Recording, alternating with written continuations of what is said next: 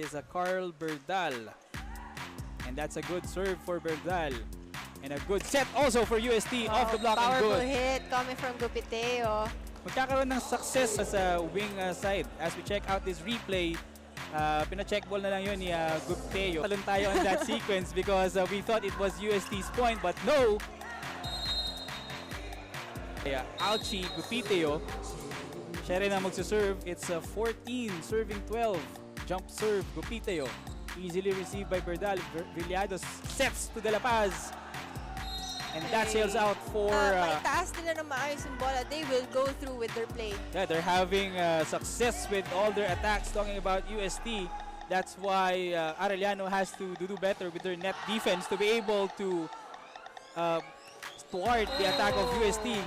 Samantala, another point for the Tiger Spikers. Middle attackers could contribute to their attacks. Yeah, yun nga yung sabi ni Coach Sherwin Meneses, double time on the middle. So they have to do more on that zone to be able to overcome this 5-point deficit dahil ang UST is already at the 20-point mark while Arellano is still at 15 and Villados sends it back once again to the opener to no-go. Here comes UST.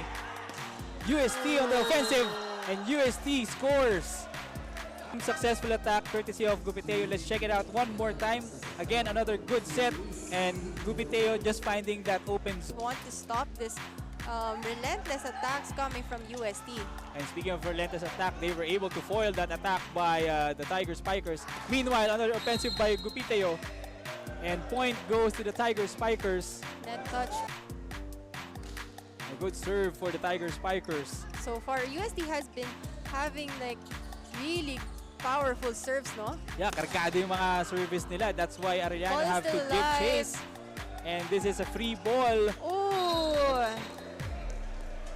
Spikers is a Josh Ibanez from General Santos City. Oh. And that would be an ace for Josh Ibanez. Medyo nagulat. Let's see if he can get another ace. Another But powerful serve. De La Paz this time, but Gupiteo was there. Ibanez with the second ball and Gupiteo again. Kaya lang kinapos yung atake na yon to be able to compete here in the V-League and future tournaments as well.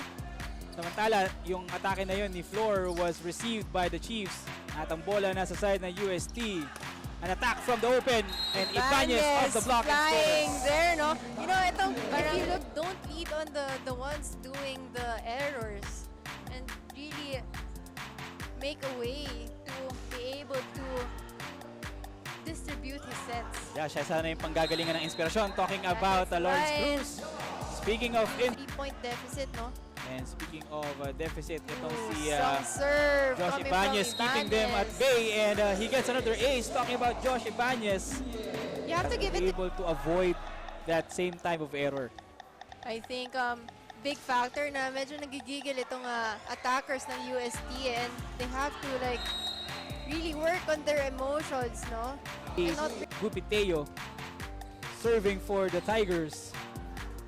Villados. Uy. Di sila nagkaamuyan doon. Talking about Arellano. Kaya naman UST will have an opportunity. And Flor will not be denied out this set and get a 2-1 advantage. Berdal with an easy service this time. Gupiteo.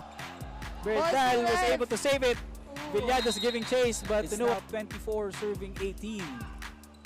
Gupiteo first ball. Yambao. Gupiteo again. At ito nagpapakitang kasi syempre mas as a coach, mas gugustuhin ko na nag-respond yung player ko positively to that, you know, call out. yeah, indeed, and that's another point for Gupiteo of that block touch. So that's executing better in the attacks. They have to limit their errors because they have had 11 errors in sets 2 and 3. So kailangan nilang malimit yan for them to have a chance to win and extend this game further. Gupiteo using his blockers. Actually continues. It's now 12 serving 10. Villados back set this time to Tan. Single block and good for Gupiteo. Good timing there by Gupiteo. Arellano just down 2 points. 11 serving 13. Yambao to Gupiteo. And Gupiteo delivers once more. Kita mo na he angled. Kartehan na ng De La Paz yun. And that's why Arellano is inching closer. They are just down by 2 points. 13 serving 15. Good serve. Kargadong serve ni Tan. Ooh, but Pero that goes out. Pero kargado rin yung palo ni Gupiteo. It's in. Meanwhile, Ismael on the serve for the Chiefs. Good receive. Good attack by Gupiteo. Tan giving chase. At buhay pa to. Datu, second ball. Easy over for Berdal. Pagkakataon ng UST to add to their advantage. Gupiteo Oh, Gupiteo. finding that open spot Yeah. on the back point goes to Arellano, and Villado still serving for the Chiefs. 17 serving 19. De Vega susubok mulit. Good And block. that block was established by Arellano with Vega again. Oh, But Datu was there once again for that save. Datu once Datu more giving really chase. doing well in the Berdal floor this time. defense.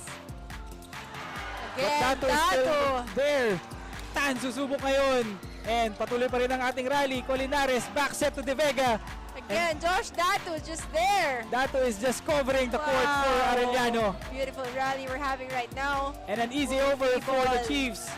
Can they capitalize? Talking about Arellano. Oh, what a block from UST needing just 3 points to close this fourth set. Let's see if they Good can do it. pass. And let's see if Arellano can come back, but that wall is Good established. block by Floor. Possibly a momentum breaker for UST. Let's see what happens in this sequence with that back row attack. Villados this time sends it to Berdal. Ball still alive. And action continues. The rally continues. Berdal once more. But Gupiteo was there. Gupiteo with an attack. Oh. And Gupiteo will not be. Will it be Arellano? Will it be UST? And UST with an attack, but that was blocked. UST will have another opportunity with Gupiteo with another attack. Again, like I said kanina, Gupiteo has been able Noticing to right now, Gupiteo is one of their go-to men. Talking about UST. So UST drawing first blood, but that hit by Arellano no go, and another save by Datu of Arellano.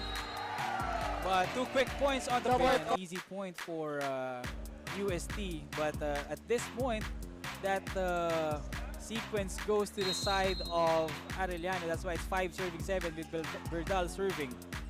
Yambao sends it to Gupiteo on the outside, and that's good for Gupiteo.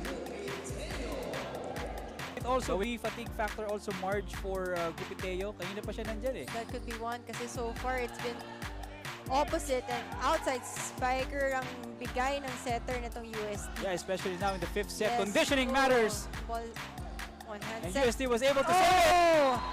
And that Oh. is UST on deck to serve. Kanina nagkakaroon ng dalawang aces yan si Joshua Ibanez. Ooh, that sails out. No check. Kaya lang yung palo na yun ni Vincent Tan masyadong malakas. 14 with Vincent Tan with the sway. Good pass. Good pass. And is it a good execution? Will it be it? Ball is still alive. Easy over by Datu. Will this be it for UST? Yes! And that goes out. De Vega ends this match. And with that attack off the block by G-Boy De Vega, UST wins this thriller in 5 sets.